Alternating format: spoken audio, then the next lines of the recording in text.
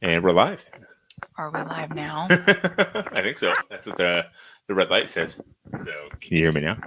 I can hear you. Can they hear you? They should be able to. Let's go bring this bad boy up here. So, if you guys have a comment, then, oh, there we go. Live viewer comments show up on the StreamYard here. So, if you guys have a comment, question, or anything you guys want to ask, feel free to drop a line here, and then we'll post it and answer it to the best of our abilities. So, this is a special Cornerstone of America meets AM Strength COVID-19 lockdown Quarantine. What did you call that earlier? What did I call it? When you were talking to your friend? I didn't talk to my friend. That's not social distancing. No. Online. The disease that shall not be named. What was it? Yeah, the virus that shall not be named. So it's the Voldemort of all viruses. Oh, there's Pierre. And there's my brother. So basically what I wanted to do here was it's been, let's see here, started the podcast back when? In August. September I started recording. August I started putting the whole thing together. And Anna Marie was my first official guest. And it's funny to think now that a few months later, with a little gamer headset and the laptop, recording our first one, and Jimmy rigging a lapel mic and editing out and editing all the crap. A lot of editing. Yeah. We could, now here we are in April, and I've got 30 episodes out, and I've got a fancy new mic. That was a gift from his sister. Sophia, and mix her and start to step this up, because I think after a few episodes and interviews and some other work I was doing on this, you kind of looked at this going like, oh, okay, you're actually doing this. This is another one of those like, hey, it'd be a great idea. I have said in the past that you're great at looking at what I would call like a pile of shit and being like, I could make that a diamond. And I'm like, so many jokes there. You could just leave it as a pile of shit. You don't have to make it a diamond. Well, I mean, what else am I going to do? So, I mean, what? Okay. So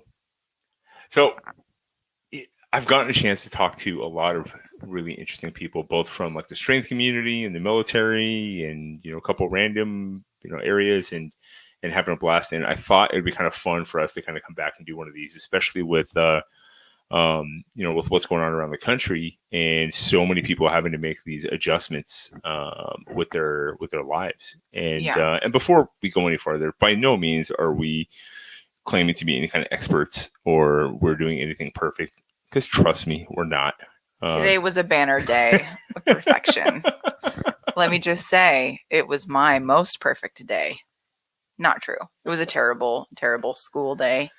We called it, but after about an hour, and was like, I'm not doing this today. Well, and there's something of value of that too, which is knowing when to say, like, you know what, let's walk away from this right now. This isn't working, and let's take a break, go do something else, which is what we did. We took the family out to Chambers Bay and did that huge loop. It was a beautiful day, and it was nice to do that. It was great to see other people out there. Safely distanced to see other people and smile at them over their masks, and we could see their eyes crinkle, and we knew that they were excited to see us too. Some people were excited. Some people were. There were some really happy to see us people, or happy that somebody was responding in a positive way and not just averting their eyes and walking away. Because it's almost like they're afraid that people are afraid you're going to get coronavirus if you make eye contact. It's not physical contact or coughing or breathing near a person. It's if you make eye contact, you're going to get Voldemort virus 19. We just had two people drop off. I think we just pissed somebody off. Oh, sorry. Oops. Or they accidentally clicked on it and they didn't want to actually hear what we had to say. That's okay. Before we get any further, I have to say thank you to Brown Sugar Bourbon and Barbell Logic for this wonderful glass. Not sponsored. Not sponsored. No, not sponsors. Not official sponsors. So please don't say anything. That was our Christmas gift. Yeah. 2 Christmases ago. So hopefully everybody hears me okay. This is the first time I've set this combination of mics up here with this live stream. And Yeah. So anyway, if you can't hear me, throw a comment in there and let me know, Alex. Too much feedback. Alex can't Pierre, hear let you. us know if you can hear him or Pierre, I not. know you're watching. So yeah. So anyway, we wanted to talk about some of the things that are going on and kind of the routines that we do as well with homeschooling. Obviously, with this lockdown, people are having to homeschool their kids. Having to work from home, and fortunately for us, we've already been doing that or have been doing that in some way, shape, or form. We've been homeschooling the kids since day one. We so sorry guys, Thanks, I have to Pierre. show you this. Make it a little closer. I love my brother. He will definitely tell you if you need to do it better. So yeah, anyway, we've been homeschooling the kids since day one, and for those who don't know, we have a 11-year-old, a 9-year-old, 2 7-year-olds, and a 2-year-old. So the 7-year-olds are twins. Yes, that's how there's 2 of them. We didn't just find another one. So we've been homeschooling for a while. Hey, Christine. And oh, this is nice. She's our friend. She's rad. Yes. And her husband's our friend too. Yes. And her kids are awesome as well. Awesome, fantastic people. And Christine, by the way, we love you too. We miss you guys and miss hanging out with you guys and the kids. And hopefully get done with this nonsense pretty soon. So homeschooling 5 kids is something we've been doing since, like I said, since day one. And when I say we, I mean you.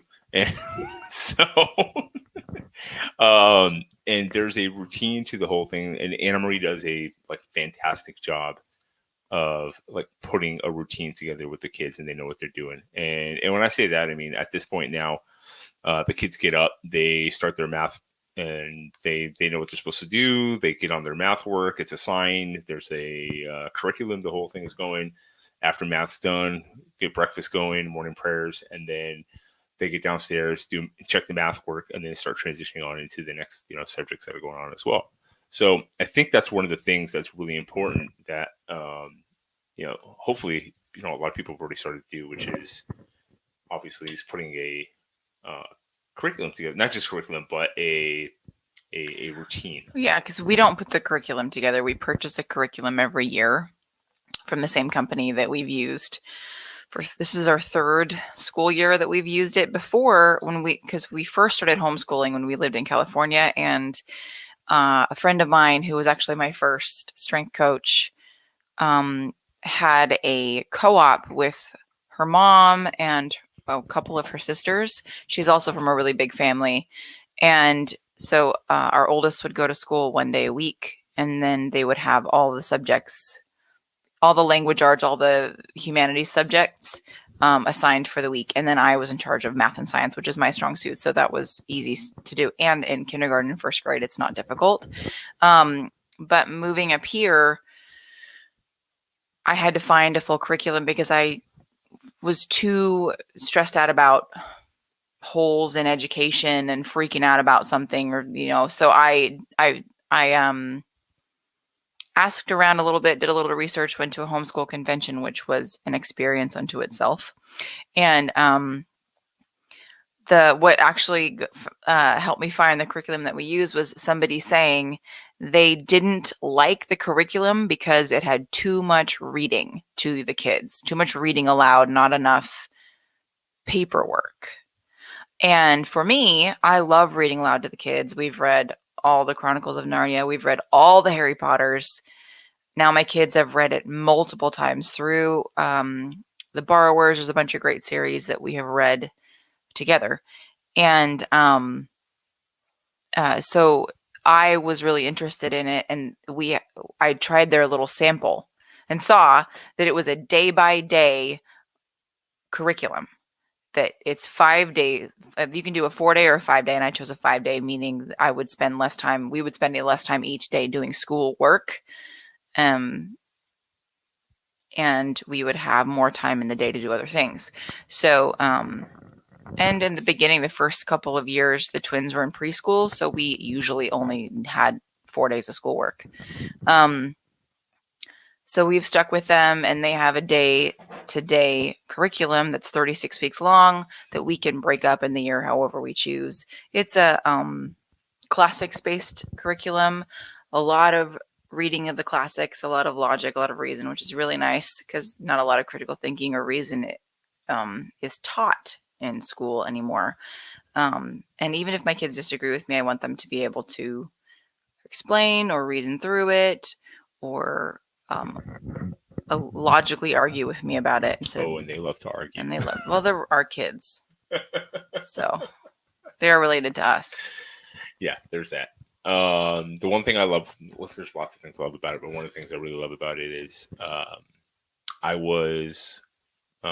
part of a couple different Facebook groups, and one of them is the Order of Man group, and run by Ryan Mickler. And one of the dads had posted a question, kind of comment, seeking some advice about, his daughter had written something down, and there was a lot of curse words, and I mean, she's like 7 years old, and pretty. And it's not like just basic, 4-letter words. I mean, there was some pretty extensive stuff in there, descriptions and whatnot.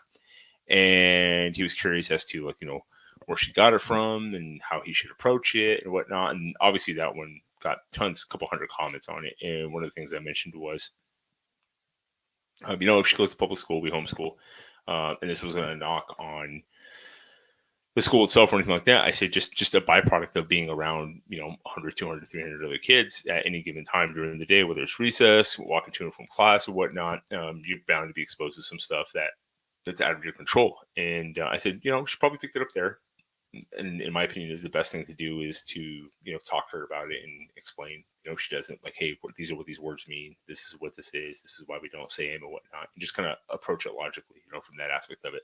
And I do have to say, from that side of it, it's nice to have a little bit of control there. But on the flip side, where you don't have that massive exposure to things that you don't have control over as a parent, where you feel like your kids are ready to be exposed to those things or not. On the other side of it, where people would say, as soon as you say that, it's like, okay, well, your kids are sheltered and they're not socialized. Well, if anybody's ever met our children, socialized or antisocial is like the last thing you would use to describe our kids. So besides the fact that they're talk to everybody they go to before this lockdown, they were going to the YMCA doing 2-3 different classes: gymnastics, karate, they did swimming lessons, soccer. They've done camps. They've gone to summer camps. Baseball. They every day after 3:00 because the school schedule. Well, let's talk about that too. The schedule. So you do school till about noon, and then you do lunch, and then we do what's called nap time. Now, obviously, the kids don't go down to a nap anymore. Being 11, 9, 2 7-year-olds. But our youngest, Phoebe, who's 2, still does take a nap, and she's just starting to get out of that. But it's basically like quiet time. Yeah. So they have to do like a wind down. It's like 90 minutes, 2 hours of just chill time. So usually they read. Sometimes they'll go down to the basement, which is our like school playroom area. It's kind of like one of those daylight basements. Some multi-purpose. There's the laundry room and storage and all that stuff is downstairs. Yep. And they can read, they play Legos and whatnot. It's just kind of chill time. And they also have access to the whole entire school library that we have thus far. The books that I had before we signed up for the curriculum we use, and the books that we have acquired, since the curriculum is so literature heavy, the stack of books that they read in their school year is as tall or taller than them. So they read extensively. We spend a lot of time going to the library and picking out more books too, because that's how I was homeschooled. We'd go down to the library, and whatever I could carry back is what I would check out. Right. So they read a ton. They read a lot of books every night. When we tell them they have to go to sleep and lights off, it's not to be quiet, although that happens from time to time. But definitely need to be quieter. Yes, but the big thing is they all have the little flashlights, and they read and they read and they read and they read and they read and they read, and they love to read, and they're very well read. And I think which means they have a more extensive vocabulary. Yeah, at which they learn out of finding the words in context. Yeah.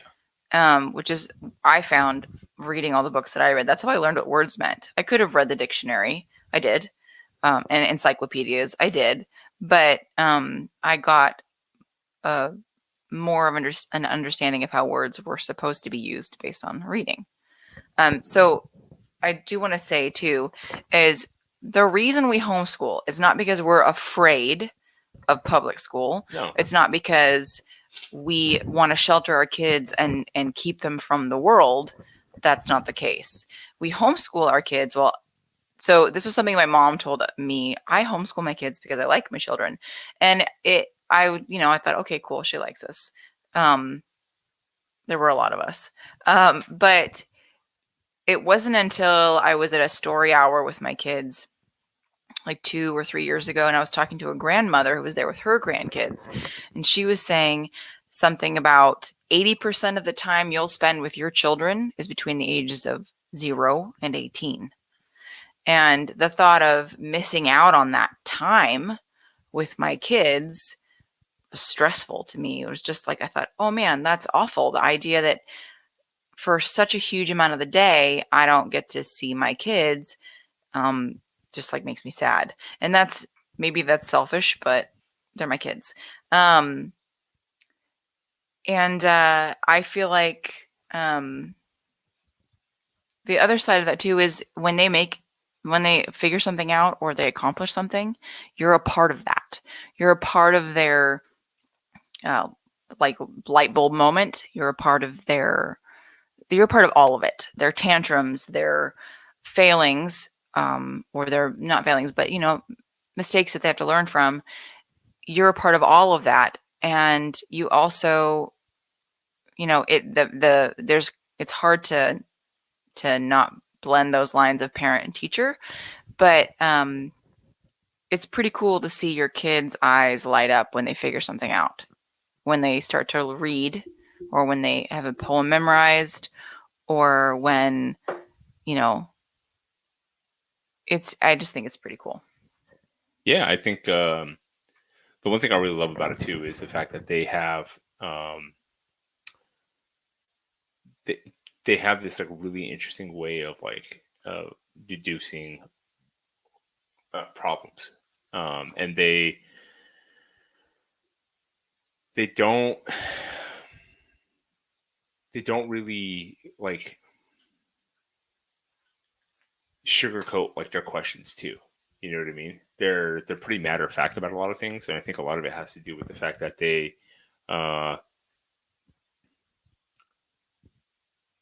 read so extensively, and the conversations we have with them are pretty extensive as well with what they do. We're pretty honest. Sometimes I think, and I think you would agree with this too. Sometimes I don't want to say to a fault, but they come back and ask you questions later, and you're just like, oh, okay. That was when we talked about so or this and that, or when me and you were having a conversation and they overheard something, and like a perfect example. We were talking to a friend of ours today about our walk and over at Chambers Bay, and about how some people were really nice and sweet, and some people were sometimes like not so nice and kind of or not make like I said, not making eye contact, right? And and then my son, probably about 10 minutes later, walked over to us and said, how come people didn't want to talk to us when we were walking around today? Now, obviously, that wasn't the case, right? He just heard this little like tidbit. So, which is something that I used to do as a kid too. I'd like latch onto this little piece of information that I'd heard, and then I'd ask about it, or I'd start a conversation about it, which annoyed the crap out of my parents, and it annoys the crap out of us when he does it. But what I like is that our kids are not afraid to have a conversation with an adult. There is less of the you're not old enough, I'm older than you, I'm in this grade, you're in that grade delineation. There's more, well, I can have a conversation, I can ask you a question. Why wouldn't I talk to you? There is respect, but there is not a lot of fear about having a conversation with a person that's older or younger. Like one of our oldest son's best friends here in Washington is 8.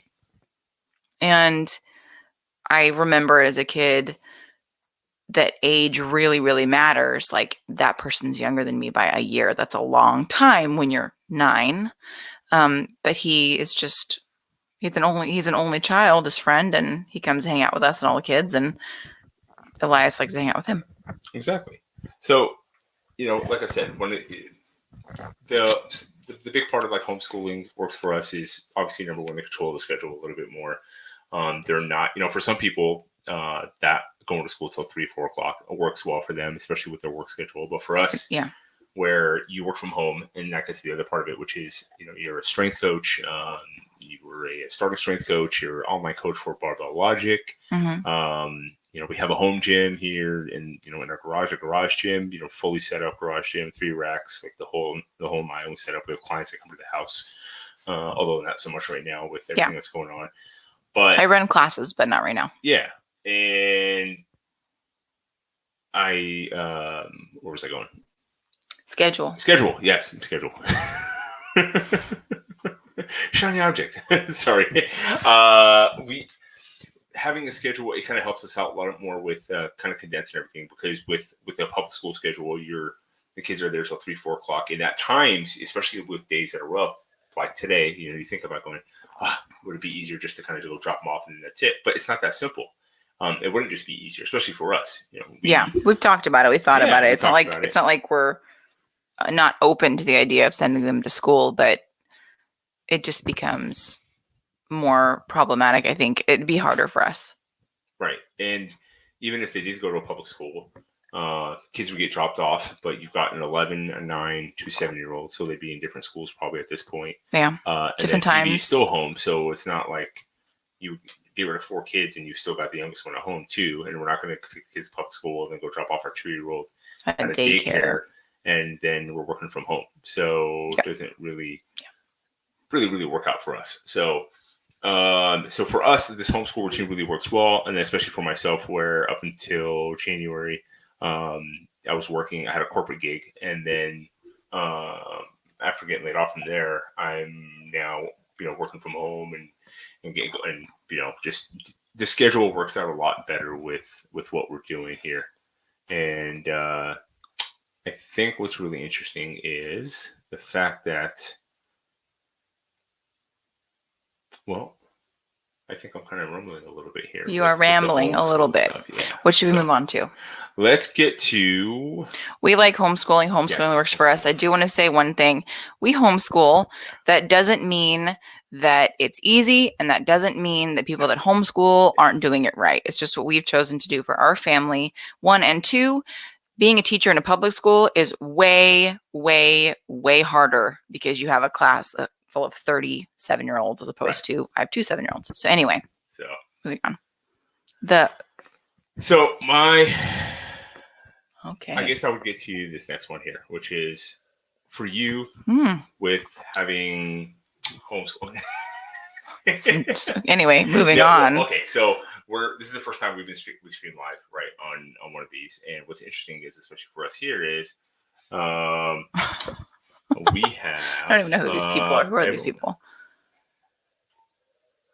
We have our stream here with all the comments on the side. And everyone's homeschooling because of coronavirus. So I'm going to take a second here and go through some of these comments here. So let's say hi to some people here. Hi, Dave. Dave25 on YouTube.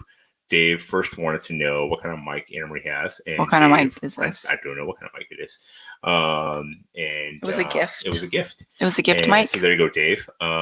Jacob Cook says hi. What's up, Jacob? How's it going? Steve C94 says, yo, Dave brought me here. Thanks, Dave. Dave also said he's tired of us talking about homeschooling. Who cares? Steve told Dave to chill. Dave says, who cares? So this is kind of interesting. It's kind of okay. Fun. Next topic. Anyway, how about you give us a topic, Dave? So if you guys want to hear something different, that's fine. But the main thing. Okay, let's get back on track here. Yep. The main thing I really wanted to talk to you about was just like the whole routine of like spending time between homeschooling, running a career, right? Because you don't just like train, right? You don't just train for fun. You don't train part time. You don't just coach like a random person here. That's exercise, not training. Exactly. You have like a full client load between Barbell Logic and then the clients that come to the house. Up until recently, you were still competing, before all this stuff started down. You help run meets, right? Yes. And they're not just like meets around the corner. You go out, we're in Tacoma, You go out to like Puyallup, you go to Portland, help with Jordan Aaron's meets. Yeah, exactly. With Jordan down there. You've done, you've competed in meets as well. So there's like all these different balls that you're juggling in the air. And then, of course, being a wife and then, Austin Baker. So for you, what are like the three things? And of course, it's more than three things, but what's three things you can kind of tell everybody that's like a solid routine that helps you on a day-to-day basis with like what you do and how you kind of approach everything? It's having a routine. It's having a set time to do things. Getting up at a certain time of day, getting up before 7 a.m., like 6:30, 6:40, and then going through your normal routine, having like this time to this time is breakfast, this time to this time is finishing math, brushing teeth, this time to this time is prayers, this time to this time is the beginning of school. And we go math, language, and then all the humanities, and then end with science. And then we have that set routine. The kids are used to that. That's how we do it, and that's how we've done it for a long time. Because I have most of my client load and online work in the afternoons. Oh, good. Yeah, fun. That's a nice one. I just discovered how to block somebody. That's good. Anyway, so those are my, like, it's just basically having a routine and doing that thing in your normal routine. If you don't have one, then it's going to be like your pants are on fire all day long and you can't get anywhere. Right. Yeah. And so that's one thing that I really respect about kind of what you do. And is how you, I was talking to Andrew about this the other day, which is you guys approach things like you remove kind of the feelings aspects of stuff. And what I mean by that is as far as like your tasks you have to do on a daily basis. Right. Okay. So Andrew Jackson, works for Barbell Logic, right? He talked to him yesterday. His episode will be coming out next week. One of the things he said was one of the things that really worked for him as he transitioned out and started getting into training was getting away from hyping it up as this like emotional thing. Like he had to get this whole routine of like having the right pre-workout and having the music, and you have to like think of certain things to get really amped to do this like heavy lift. And there are still coaches, starting strength coaches that do that, but that's not something that works for me. And I don't know that it's something that works for a lot of people, because if you're there's a physiological reasons why you can't rely on the same thing all the time, because your body will go, this is not going to stress me out enough. It's adapted to it. Right. And then you have, of course, like feelings and motivation ebb and flow. They come and go. Right. So if you're doing something. Motivation is a fickle bitch. And you're not going to always be motivated to train. So, you're not. Yeah. So one of the things he brought up was, as he was describing what he used to do, that was how I used to train a lot. And that's actually one of the things that I've struggled with the most, is having the motivation sometimes to get back into it after having to do things like, podcasting and starting a consulting gig and doing all kinds of other stuff too. Music is very key when working out. Sorry.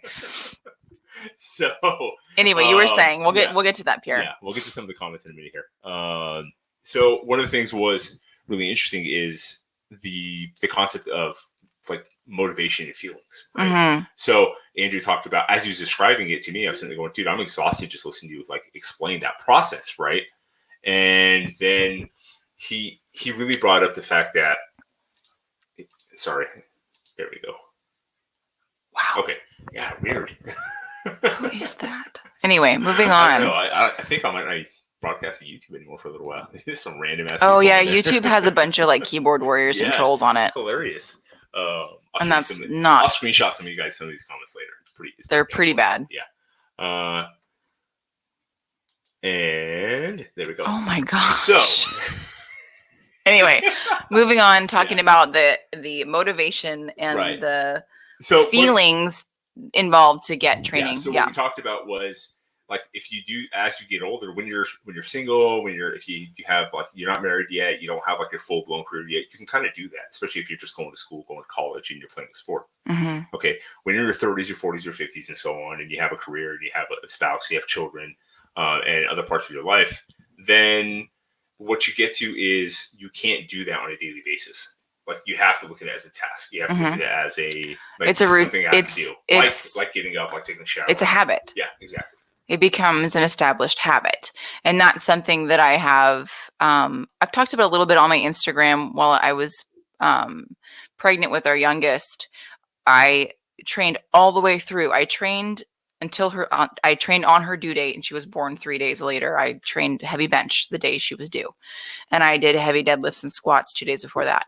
And I talk about that because I didn't want to, and I could. And the thing was, I could. And I told myself with this pregnancy that if I didn't think I could, or if things were so uncomfortable, I would stop.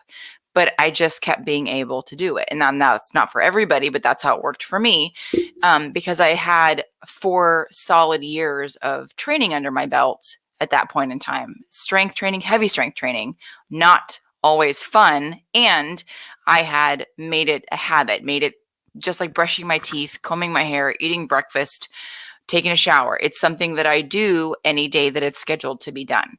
And so yes, the feelings, like you can talk about your feelings. You can say, I don't feel like it, but I don't feel like it, but should I do it? And there's that whole, what else am I going to do? Not train? And there's that aspect too, is what else am I going to do if in my non-training time, like in my training time, like what would I do? So I could sit and entertain my kids, but that's not my job. As their mom, it's not my job to entertain them. It's their job to learn how to do things and play together and figure things out. So I could do that, but I'm not going to. I could bake more, but then I don't think that that's necessary. Then we'd be working out extra. Yeah, then I would have to and then I like my body composition the way that it is. I don't necessarily need more cookies in it. Right. Though cookies are delicious and there's always a time and a place for them. But there are other things I could do with my training time. However, the benefits greatly outweigh whatever those short-term benefits would be from eating cookies or entertaining my kids. And as somebody who has gone from not being a consistent trainee to somebody who has missed 5 total weeks of training in 6 years, and 4 of those are because I had a baby. But that's not about showing off. It's more about that's how consistent I am with my work, because if I can't do it, I don't. But if I can, even if I don't want to, I do. And I've gotten so much stronger. My body composition I'm so much happier. I've really learned to appreciate the body that I have, which was a really big struggle for me for 33 years. And I'm 37. So training doesn't always feel good. You don't always want to do it, and you're not always motivated to do it. However, if you're doing it with any kind of intelligent program, you do it. You should. And it's going to make your life better. It's going to make you harder to kill. It's going to make you harder to annoy with gross comments on YouTube, you perverts. Sorry. Mother of 5 is highly offended. You're gross. So go back to your mom's basement. Yeah, there you go. What does Brendan Shaw call them? Cheeto finger keyboard warriors. I love that one. So, perverts. Yeah. Anyway, moving on. What I wanted to do was actually, let's take a second to look at a couple comments. Yeah. First of all, I have to say hi to our awesome, rad, badass friend, Mr. Brian Carey. Who has been there since the very beginning. Right. And you guys need to go back and listen to my episode with Brian. And I went back and listened to it. And you need to, make sure you have a drink, Andy, during the podcast. And B, just enjoy just like the fun stories of 2 40-something-year-old guys that used to run bars together. So, they're good people. He's good people. Yes, and his wife is awesome. And his daughter is so cute. Yeah. Yeah. Fantastic people. And talking about training and music. Obviously, my brother, Mr. Pierre, says music is very key to working out, and 80s hair metal is not my preferred workout music. Well, my friend, when you come to work out in my gym, you will be hearing Bon Jovi and Aerosmith. And it's funny that he says my gym because it's really mine and mine. Also, 2 things. music is not key when working out, because if you rely on music just like everything else, then you're relying on an external source for your motivation. Also, 80s hair band music, there's a time and a place. And the gym. Some gyms, not our gym. Though I love me some Bon Jovi. I love Aerosmith. Do not get me wrong. I just don't need to hear the same 7 songs over and over again. Right. So, yeah, but again, that kind of gets you back to the point of the way you approach training is right. You tie it into another thing. When you make it such this like big thing, it becomes this like hype, like all or nothing thing. And I kind of fell into that trap. Yes, the all or nothing. That's a huge. Right. That's big. And when you make a part of your daily task, daily routine, you try to remove, at least for the most part, the ebb and flow of your feelings and motivation when you're doing it. Then you do look at it as just another task that needs to be accomplished in your daily life. And when you have a business, when you have a spouse, when you have children, and of course you have to remember one thing, which is you're not going to be able to do all the things all the time, all really well. I talk to my kids about it when they want to, our kids, when they want to do something and they say, hey, can we do this? I go, yeah. Then they're like, well, can we do that and that and that? I go, well, no. Why not? I go, well, let's see here. You have to sleep. And I literally walk them through the day hour by hour. And I go, so when are we going to do that and that? There's no time. You can't do everything, right? You have to pick and choose, and you have to be really you have to choose what is going to give you the most bang for your buck. Right. You have to be your time matters. Your time has value. So spending your time spinning your wheels or taking half an hour to get hyped for one lift is a big old waste of time. Right. So taking advantage of the time and really utilizing it to the best of your ability is like one of the biggest things. And when you do have a business, when you do have kids and a spouse and everything else going on, you want to find the most optimal time to train. I think for the most part, we've found that kind of like the happy medium spot for the time that works for us. And the kids know that too. Yeah, because it's a habit. It's a pattern. It's something that we do on a daily basis. Right. And I think one of the best comments we got was somebody told us that when they came and hung out, they said our kids are really self-sufficient. Right. You know what I mean? Like they weren't having to, they were fine going to play for an hour or two by themselves, and it wasn't. Or if they were hungry, they made eggs. Yeah, like they'll make scrambled eggs, or they'll get an apple, or they'll get a cucumber. And even our 2-year-old, they were like, even the youngest was like, this is what I want. Yeah. Which is really good to hear as a parent, because I feel like we're doing our job and not that our kids are like lone wolves that don't need us, but more that no, I've got cameras in the gym that watch. We have we have walkie-talkies. Yeah. Like it's more that they can take care of their immediate needs without needing us to do that for them. Yeah. Which means that they're learning valuable life skills, which means we're doing our job. Yeah, and I think that's one of the biggest things too. Like, and I struggle with too, as a semi-former recovering, trying to move past it, control freak, is the thanks, Dad. The not getting involved in every little thing. And I think we've gotten a lot better. Same. Yeah. There's a lot of times they'll get into arguments and like we'll stick our head out and be like, figure it out, as long as nobody's dying or bleeding, right? Also, it's exhausting trying to figure out little children's squabbles all the time. Yeah. Anyway, next topic. Let's go to we talked about homeschooling, training, and homeschooling, and motivation. Kind of into that, and motivation as well too. How about you time? Me time. How important is that, and how little do you get of it? Right now, none. Unless I'm going to the grocery store, which is extremely stressful. Well, I have to share a quick story on that one. Do you? For you. Okay. The other day, you mentioned like 3 different times. You need to go to this. I'm like, no. Oh. You said, do you want me to go get that? Like, no, we're good. Do you want me to go I looked at you and I said, do you just want to go to the store and get out of here? Like, yes. Normally, under normal circumstances, when Voldemort is not taking over the world, I will make it a habit to have time, an hour or 2, sometimes longer, to myself every week or so. If I can get it on every weekend on a Saturday afternoon or a Sunday afternoon, then my following week will be better. Not perfect, because that's never going to happen, but it'll be better because I can either chew on whatever it is that's stressing me out that I need to get away to do. I can relax and watch a funny movie by myself, or go have coffee, or go read a book.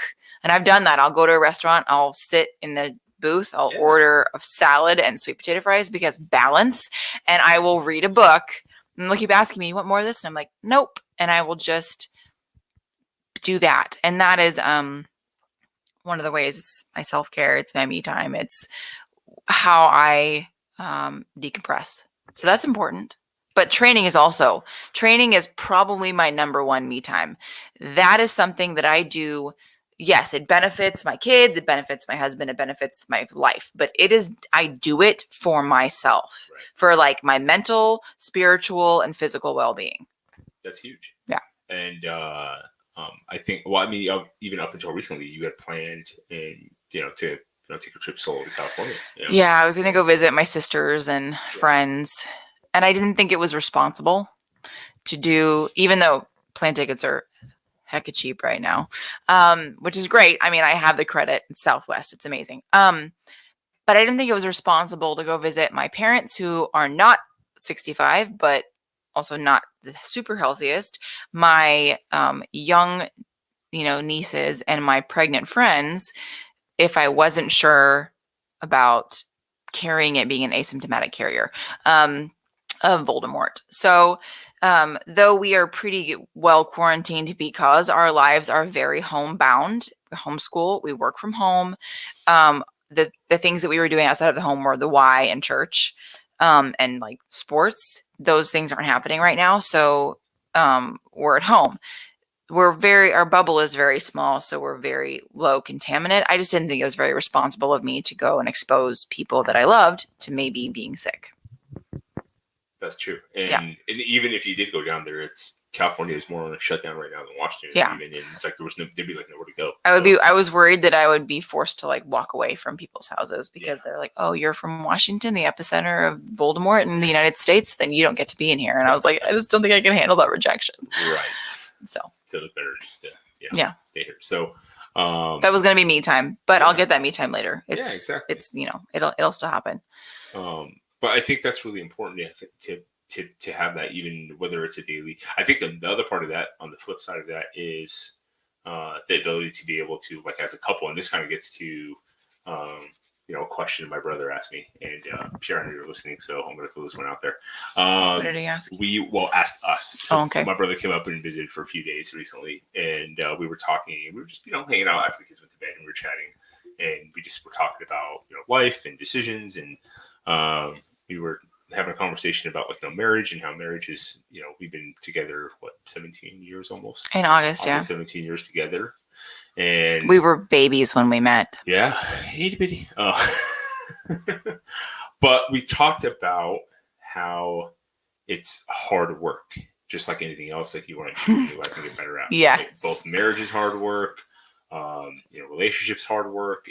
Both like daily, weekly, and being a parent is hard work. It's humbling. Like, every day you wake up and you're like, I got this figured out, and then your kids are like, fuck you. I never wake up thinking I have this figured out. I don't know who you are, but pile of shit into a diamond. So, I can make a diamond. Enough pressure. But they really do, like, they throw you. But anyway, getting back to what I was saying, my brother was asking, if it was such hard work, why the hell did you get married? If it's so hard, why are you married? Yeah. And the answer to that is because it's not a movie. No, exactly. It's not a movie. It's not a movie. And if you've seen, what is that movie, Don Juan, with Julianne Moore and Scarlett Johansson? No. She's in it. Is she? And what's his name? He's in 10 Things. Joseph Gordon-Levitt. Joseph Gordon-Levitt. Right? Okay, yeah. Right. So I don't know why it's funny because this might be a really controversial discussion right into this second, but porn is like a thing, and I'm sure you all know this. But it's like thing? What? It's a thing. But it can it can become a thing in relationships, and it can lead to Good Lord. It can lead to unrealistic expectations. Well, in that movie, he makes the point that so can romantic movies. they lead to unrealistic expectations of relationships. That's true. And I think Rogan just had somebody on recently that made the same comment, that if you think that what you see on television and in movies is real life, is relationship goals, is married life, is skilled fighting, is, any of those things, you are sorely, sorely mistaken. Because, and my parents, I think, tried to tell me this before we got married, but I was like, no, it's going to be like a movie. It's going to be great. The hard part is getting to the marriage part. It's not the marriage. No, it's hard. Anything worth having is hard. And that's the barbell too. If you want to get stronger, you have to put in work, and it won't be easy. If you want to just not, then don't.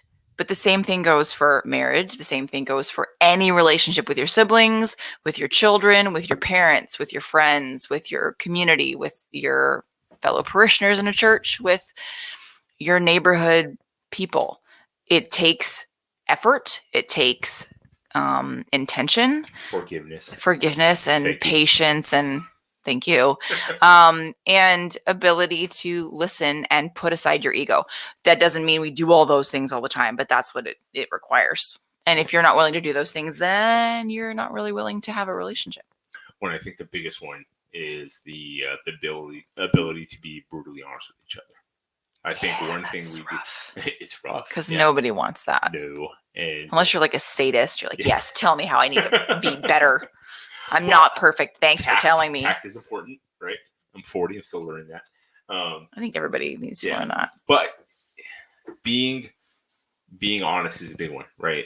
I think what we do well, and it might not come off well as it happens, but I think it, when you reflect on it, I think it does really, really well, is that we recognize when the other one is at our wit's end, if we're exhausted, if we're stressed out, and we're not responding, whether it's to the kids or to each other or to a situation. Just in or anything. Like in a way that we normally would, or like, at least in some semblance of like a rational way. Mm-hmm. And understanding like, okay, you need a break. Like you do a good job of it. You always tell me, like, you need a break. Like, no, I'm fine. Why? Like, because you're staring a hole through that wall. Because I'm fine. You seem extra frustrated right now. Yeah.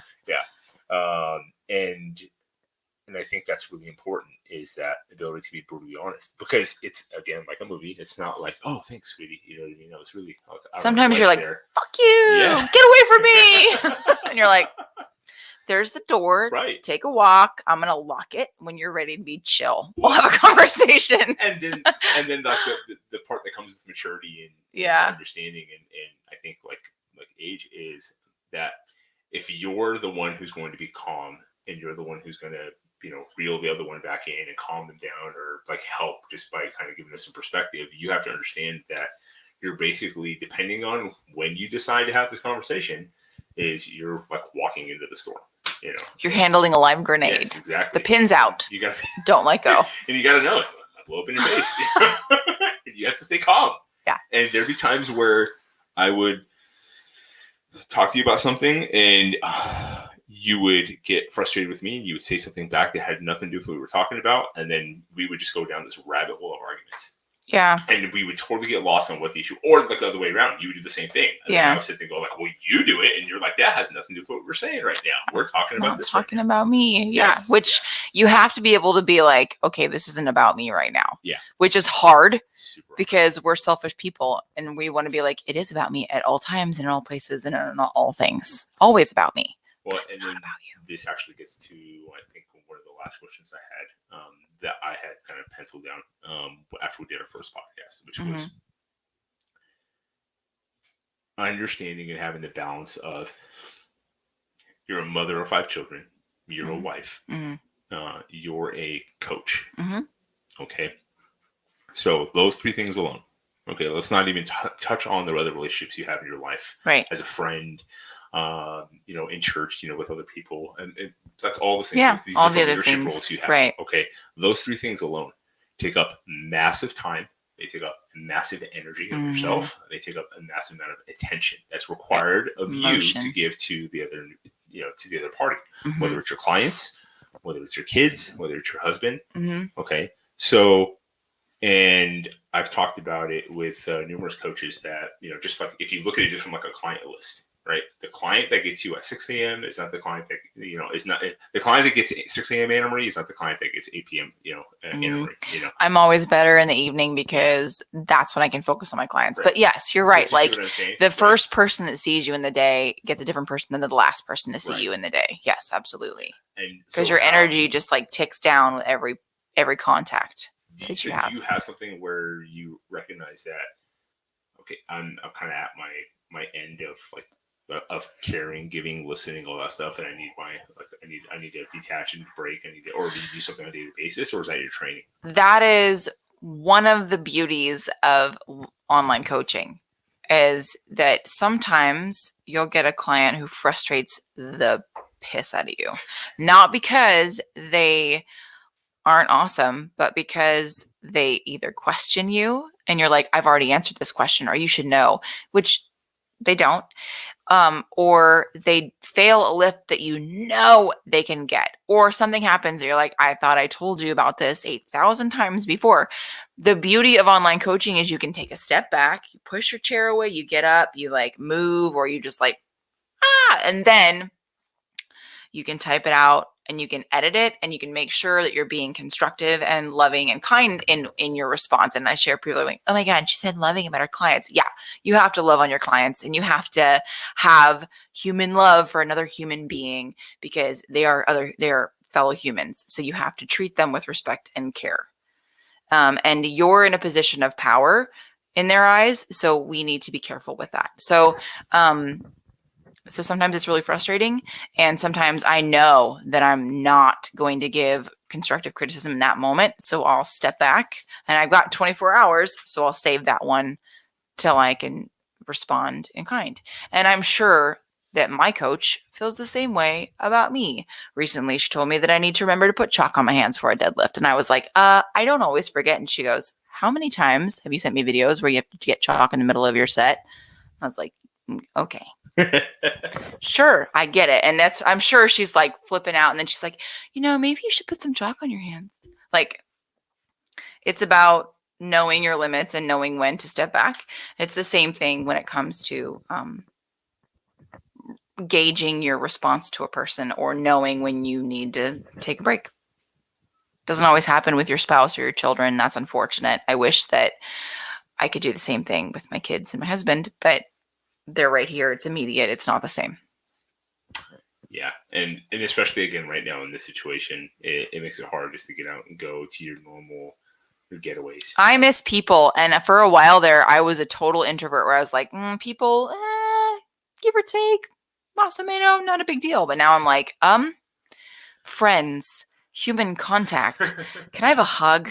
Can I shake your hand? I'm not doing those things. You virtue signaling keyboard warriors. I'm not, but I want to. Well, okay. Well, and then just those routines of being able to go play, like even our kids, right? Yeah, they can't play with the neighbors. I don't know how many people, like when this whole lockdown started, especially when they shut down the schools and people had to start working from home. I got a lot of texts from people asking, tips on homeschooling. Hey, you guys homeschool, and your wife works from home. She's been doing it for years, and how do you do this and that and that? And this must be easy. And for the most part, like that first part of the day, nothing really changed for us.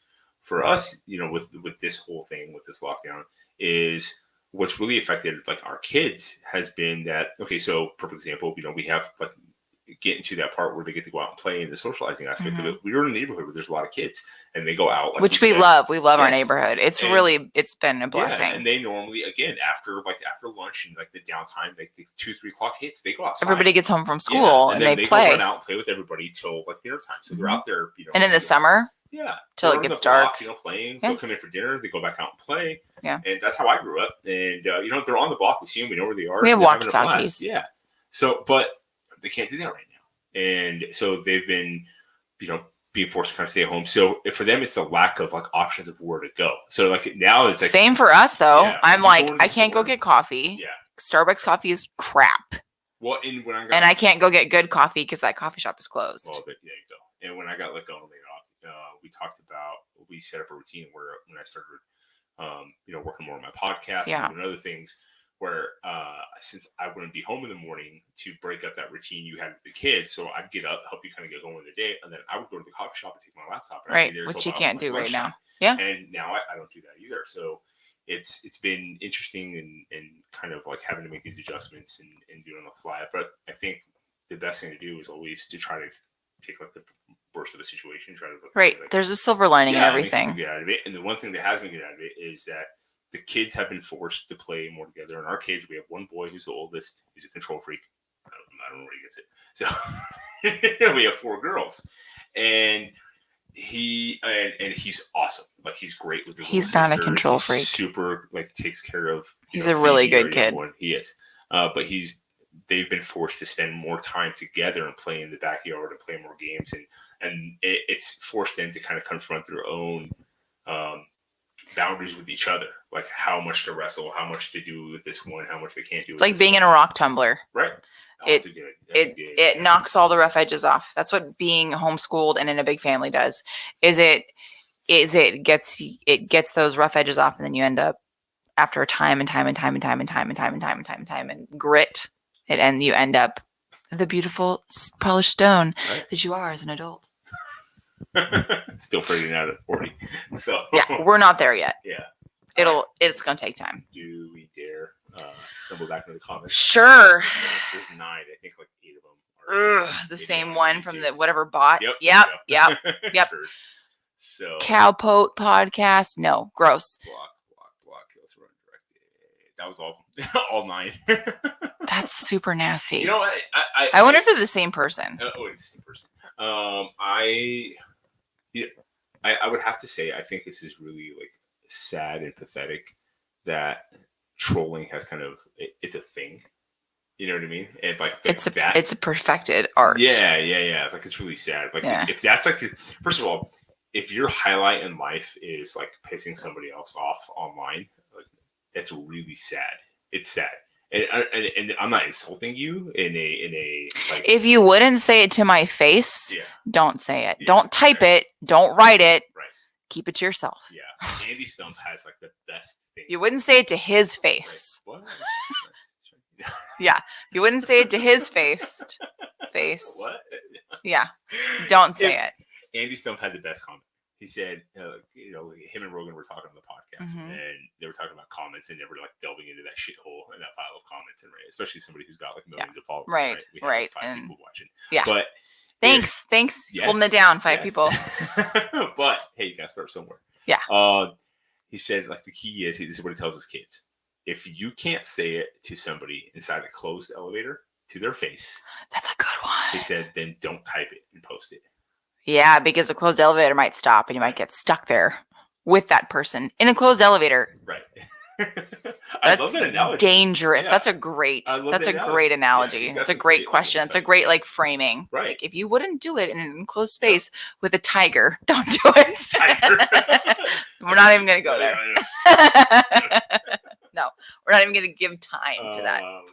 Right. So, we're coming up on an hour. I think yeah. So we need to like end this business. Well, thank you for jumping in on this. Yeah. That was fun. Yeah. That was fun, except for those weirdos. Well, we're going to get those, I know.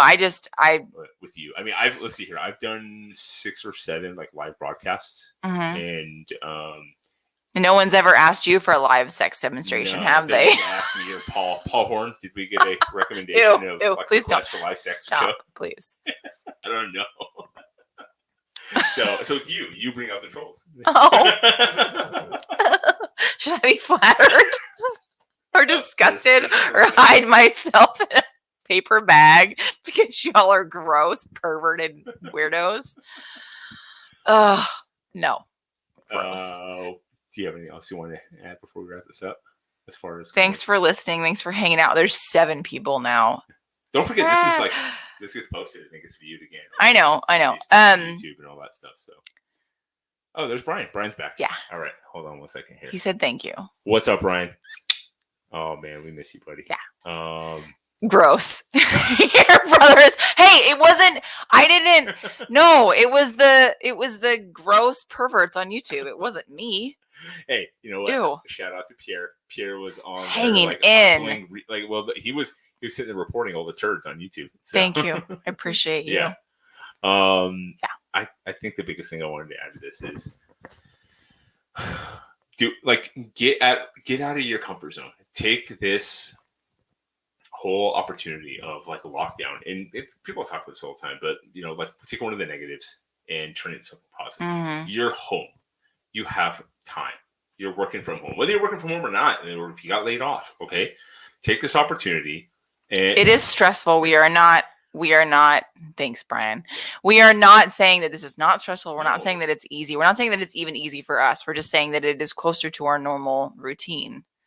It's still stressful. It's still hard. It's still emotional. It's still draining. Yeah, but take it if you can as a gift. As far as like you've been gifted the gift of time. Okay. Mm-hmm. The excuses are as far as I have to get up and I have to go to work and I have to do this and I have to do that after that. Okay, but we're stuck. Okay, so make the best of it. And that time is like you're never gonna get that time back. Like stress bake, make bread, make cookies.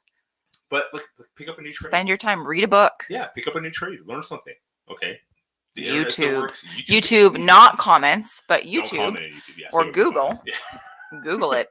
But I learned how to do all this via Google and then reaching out to people. Shout out to Jason Piccolo for turning me on to StreamYard. And the biggest thing is just utilize your time to like learn. Hey, David Branca. Progress to who's David? I don't know. It says hey. Oh, hey, Dave. To get better at live streaming. Yeah, we're kind of rusty with this. This is gonna be fun. We're gonna start doing this. Oh, okay. There he is. There's the troll.